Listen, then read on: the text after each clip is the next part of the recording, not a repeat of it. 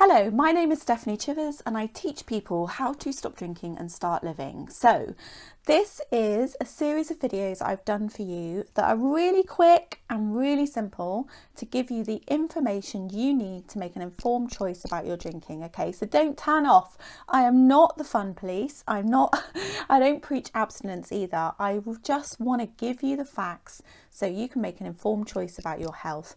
There are so many benefits to learning about your drinking, reducing your drinking and taking a break, and I will cover a lot of that in these very short, simple videos. Okay, so I want to get started with what is alcohol. We're going to start with what is alcohol. We're going to talk about how much is too much, because people really struggle with that one, and the negative benefits. I'm also going to talk about how to reduce your drinking. So I'm going to give you some practical tips, and I'm also going to talk to you about how you can take a break from drinking, which I highly recommend. So let's get started. So what is alcohol? So alcohol is a drug. So quite often you'll hear people say alcohol and drugs, and I do it as well. And I do it because if I just say drugs, people think I'm talking about our more popular substances like cannabis and cocaine and heroin. You know, we're thinking about illegal drugs, whereas alcohol is a drug. It's just that alcohol is a legal, socially acceptable drug. But unfortunately, we've got ourselves into a bit of a situation where we have made an assumption as a society, it's starting to get better, that because alcohol is legal, therefore it must be okay. Particularly because loads and loads of people do it. Again, lots of information telling us that alcohol must be okay, when actually, in fact, it's one of our most harmful substances, and it sits in our top 3 alongside heroin and cocaine. So if you look up the definition of alcohol on the internet, it says a colourless, volatile, flammable liquid which is produced by the natural fermentation of sugars and is the intoxicating constituent of wine, beer, spirits and other drinks, and is also used as an industrial solvent and as a fuel. Doesn't sound so appetizing like that. So alcohol is a toxin, it's a poison. So taken in significant quantities, then it can be poisonous. So that's sometimes when we see when people drink too much in one go and they end up in hospital because of alcohol poisoning, or unfortunately sometimes people die, it's because they've drunk too much alcohol in one go and they have poisoned themselves or had an alcohol overdose. Now it's really hard to give people a set amount. People like set amounts, but there isn't a set amount because we're all different and genetics play a huge part in this. So what is an okay amount of alcohol for me is very different to what would be an okay amount of alcohol for you, okay? So it's quite hard to give you an amount. So I would like you to educate yourself about alcohol, and I'm going to give you some snippets really. So I want you to start thinking of it as a drug, because that's what it is. So a drug is something we put into our body that alters the way we think and feel, which is exactly what alcohol does. Okay, so it's highly addictive, it's psychologically addictive, and it's physically addictive.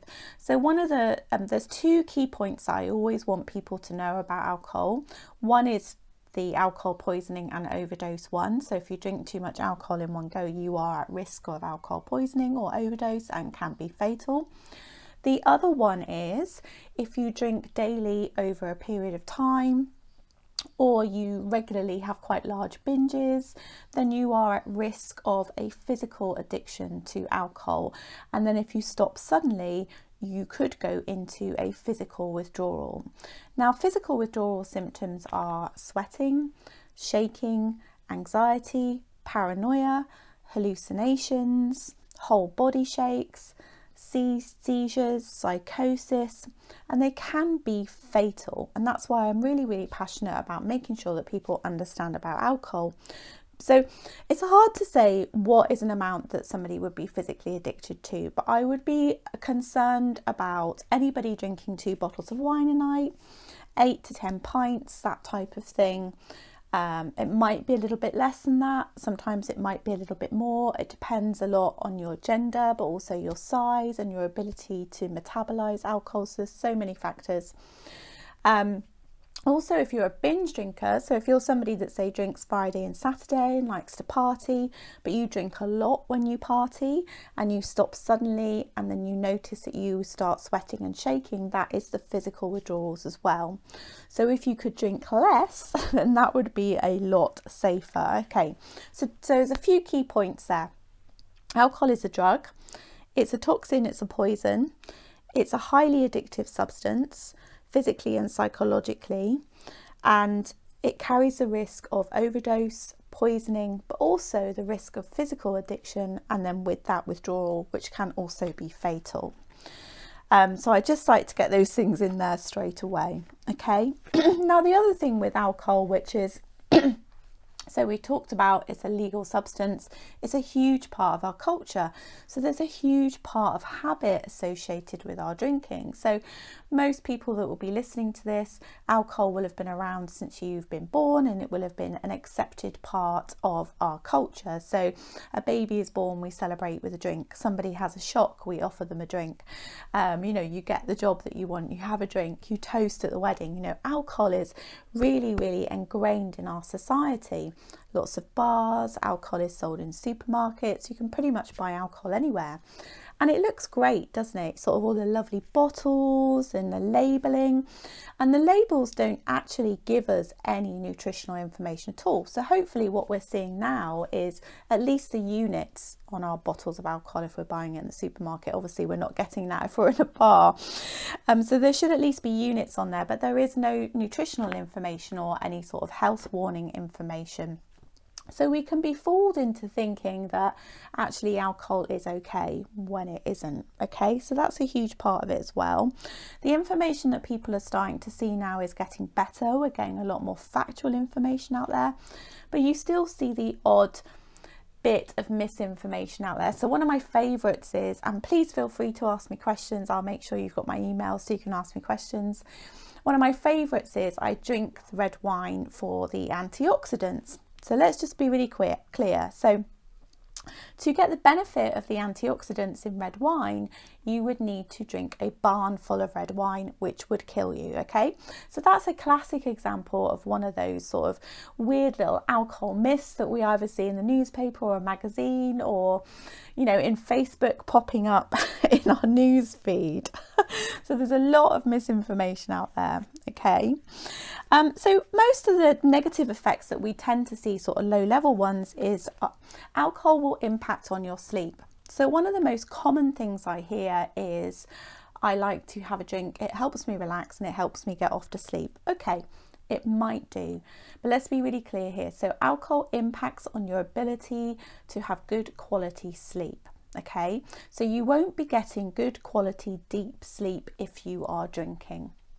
So if you're somebody that drinks regularly, or even just sort of 2 or 3 times a week, maybe a bit more than that, and you're tired, you're stressed, and you're sluggish, you're struggling with your energy, then I highly recommend you take a break from your drinking and see if you can't focus on your sleep for a while. You will feel so much better, I promise you. Hangovers, obviously. Right, so what you'll be seeing at the moment are lots of different hangover cures that seem to be very popular. The best hangover cure is to not drink very much at all. There is no hangover cure. That's also one of my favourites. The other one is anxiety. So alcohol will exacerbate but also cause anxiety. So if you're somebody that struggles with anxiety and you're drinking, again, please take a break from drinking and then get some support with your anxiety. Now, most people report that their anxiety improves when they stop drinking or just take a break. Also, the other thing is, if you say you had a bottle of wine on a Tuesday night, the next day or the day after, you might feel anxious as well. So anxiety is also part of the withdrawal and after effects of drinking too. Now, another one that's really common is depression. So alcohol is a depressant, and even though for some people it's quite a social thing and they feel quite excited or buoyant when they drink, actually the after effects or regular effects of it are that you could end up feeling quite depressed. So I used to run alcohol treatment services, and it was really common for the most people to be coming in to be struggling with anxiety and depression. And most of those people, once they'd stopped drinking for a period of time, would feel significantly better, and quite a lot of people reported that anxiety and depression wasn't an issue for them. Then of course money, so if finances are an issue for you, it can be really useful to total up how much money you're spending on alcohol. You will be surprised, like those expensive coffees. Sometimes we can get into more arguments when we're drinking. Over acidity is a really common one as well. Alcohol is very acid forming, and it's really, really bad for our stomach. So to have sort of acid reflux, to have stomach problems is not uncommon as well. So if you're someone that struggles with any sort of stomach issue that may or may not be alcohol related, the best thing you can do is to take a break from drinking, because even if your stomach complaint was there before the drinking is going to make your stomach complaint worse. So the best thing you can do is take a break from your drinking. The other one is skin. So skin disorders. So alcohol dehydrates us. There's nothing of any use in it whatsoever. It's very damaging to all parts of our body.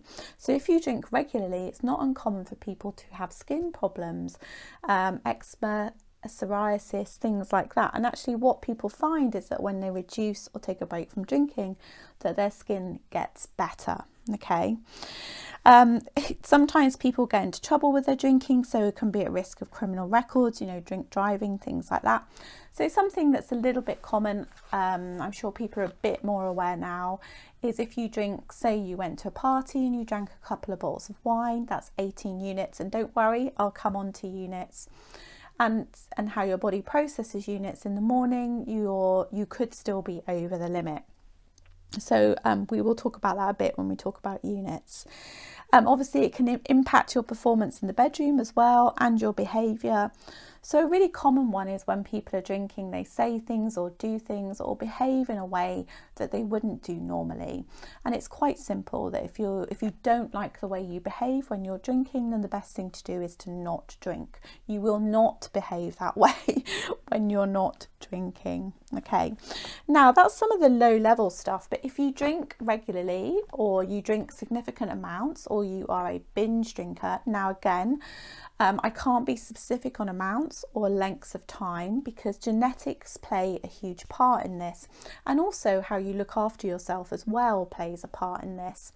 So if you are someone that has looked after themselves, exercised, drank water, eaten really good whole foods, lots of protein, lots of veg, stuff like that, then your body is probably in better shape. Well, it will be in better shape than somebody who hasn't. So somebody who hasn't slept very well or hasn't exercised, isn't eating a very good diet, maybe probably drinks fizzy pop and not any water. So if you drink alcohol and you haven't looked after yourself, then chances are you're going to have more health issues and quicker, and there'll be more of an impact from drinking than somebody who has looked after themselves. Now, that doesn't mean that you can drink water, eat veg and loads of protein and exercise and look after yourself and you can drink whatever you want. It doesn't mean that at all, because genetics still play a part in there. And if you're concerned about your health and well-being, one of the best things is to reduce your drinking, and actually to have an occasional drink if you can. Depends on how your drinking impacts you. Now, some of the stronger physical stuff is, it can really impact on our memory. So that's quite common. We've talked about the skin, but it can also increase our risk of certain cancers, impacts on our heart, also more serious stomach issues, liver disease, peripheral neuropathy. There are lots and lots of issues that could potentially happen as a result of your drinking. So if you think about, you drink alcohol regularly, it goes into your stomach and into your bloodstream. There literally is not any part of your body that isn't impacted by that. Now, that doesn't mean that everybody that drinks a significant amount is going to get liver disease. It does not mean that at all, or get cancer. And again, this is where the bit about genetics, but also about how you're looking after yourself comes into it. But the safest way to be clear about your health. The same as how it was with smoking is, we know that smoking is bad for us, so we can make an informed choice. And actually, this is the similar situation with alcohol. Okay. So let's move on to how much is too much and what is a unit. Now, most people don't really understand what units are, but actually they're a really useful way of counting how much you're drinking. So the government recommends that we drink 14 units a week. So that is a recommended guideline. That is not a safe limit. So people get really confused about this. That doesn't mean that the government are saying it's okay to drink 14 units a week. In fact, I think it was a couple of years ago, they actually said that there are no safe limits, and actually if you want to be really safe and clear about your health, it's best to not drink at all, or just have an occasional drink if you can do that. So 14 units are the guidelines. So what is 14 units? So what I would encourage you to do is, if you're buying alcohol from the supermarket, is to check out the units on the side of the bottle and get familiar with this. I'll make sure there's a link as well for you, but if you check out drinkaware.co.uk, they have a unit and calorie calculator, which can be really interesting. But I'm sure there are many good apps as well where you can track your drinking, track your calories, track your units, and also track the money that you're spending, which can be really, really useful. So people can be motivated by different things, and I always encourage people to track their drinking. So you might be motivated by the units, it might be the calories, it might be the money. You don't know until you do this, and you'll be surprised. When I first learned how to do this, I was horrified at the amount I was drinking, and it was the units that motivated me.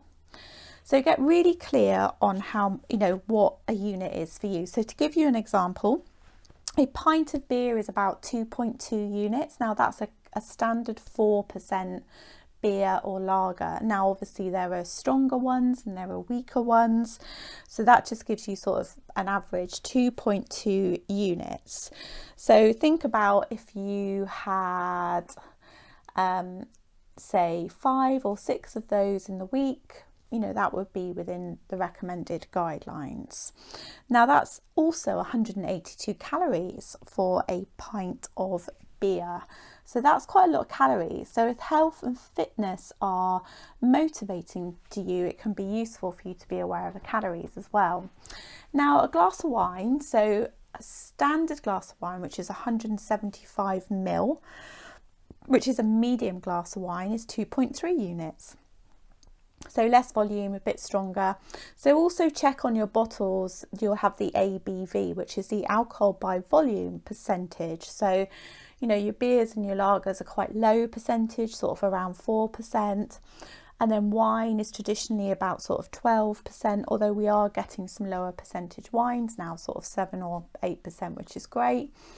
And then you go up to your spirits, your whiskies and your gins and your vodkas, which are more like 40%. So they're where a shot, which is 25 ml, would be 1 unit. So that, and 25 ml is hardly anything. So if you went to a pub and you asked for a single shot of whiskey or vodka or gin, you would get a 25 ml shot, and that would be your 1 unit. Okay, so get familiar with the units. The first thing to do is to find out how much you're drinking and figure out what the calories are as well. So 175 ml glass of wine is about 2.3 units, which is about 160 calories, and a bottle of wine is about 690 calories. So that sort of gives you an idea, and it's not uncommon for people to be drinking a bottle of wine in the evenings, which is basically an extra roast dinner. But also bear in mind that these are empty calories as well. There is nothing of any use in there whatsoever. So how much is too much? This is about how much is too much for you, really. So is it a problem for you? I mean, I would definitely say if you're drinking more than a couple of times a week, so one of the common things that people say to me is, I can't socialise without drinking. I would be encouraging them to try and do that. So if you're trying to lose weight, if you're struggling with anxiety or depression, you've got relationship problems, financial problems, stomach problems, you are having problems sleeping, anything where there is a problem in your life that alcohol may be contributing to that, or actually might be the cause or factor, which is really interesting. A lot of people, so sometimes people will go to their doctor with anxiety and depression or stomach issues, and their doctor will not ask about drinking, or even if they do, maybe you're not going to be honest. So it is quite common for people to have an issue that maybe they're not even considering could be caused by alcohol, and then they take a break from drinking and they feel so much better. I'm sounding quite evangelical, but I have worked for 14 years and I've stopped drinking myself. 14 years working with people, teaching them to take a break or reduce their drinking, and no one ever came back to me and complained about being alcohol free. You know, this is consistently what people report. They report that they sleep better, that they feel better, that they have improved motivation, self-esteem, that they're better performance at work, their parenting is better, their relationships are better, they're saving money, stuff like that. So I would get you to ask yourself, is alcohol a problem for you? Can you go 7 days without drinking? Can you socialize without drinking? Are you trying to lose weight? Are you trying to up your fitness? Are you pursuing your career? You know, if you're going after something, it can be really good to take a break from drinking as well, just to give you that extra boost. So the first thing is alcohol a problem for you, and being clear about what the problem is, okay? And then what I would want you to do is track your units, and let's just get clear on the amount that you're drinking and be honest with yourself. Now, even if you're not experiencing any problems at all, but you're drinking 3-4 times a week, and maybe you're drinking more than 1 or 2 glasses of something, then I would still be encouraging you to maybe do 7 days without alcohol, 30 days without alcohol, just to give it a bit of a go and see how it is. So one of the things I talk about, one of my favourite things that I talk about, is if people are really interested in their health and fitness, but yet they're drinking, and I always find that quite interesting. So they have these super strict diets, but yet they're drinking, and I'm like, well, how does your alcohol fit into your health and fitness program? Because you wouldn't eat a Mars bar every night or Kentucky every night. So I don't really understand why you're drinking. So get clear on how much is too much. So let's just do a little recap on that video. So alcohol is a toxin, it's a poison, it's a physically and psychologically addictive drug. I want you to see alcohol as a drug, okay? It's one of our most harmful substances, and sits in the same category as heroin and cocaine. If alcohol was reclassified now, it would be a Class A drug. There are lots of negative effects associated with alcohol because it's a toxin. Two of the biggest things I want you to remember is, if you drink too much in one go, there's a risk of alcohol poisoning, alcohol overdose. And if you drink significant amounts daily or in a binge session, there is a risk of you developing a physical dependency, and then there is a risk around physical withdrawal. So if you think this is you, one of the best things you can do is get some support, because you will need support to reduce. Please don't ever suddenly stop if you think you have a physical addiction to alcohol. And also be really clear that there can be lots and lots of negative effects. And what I want you to do is get really clear on how much is too much for you, and get really clued up on your units. And I will see you in the next video on how to reduce your drinking. Thank you.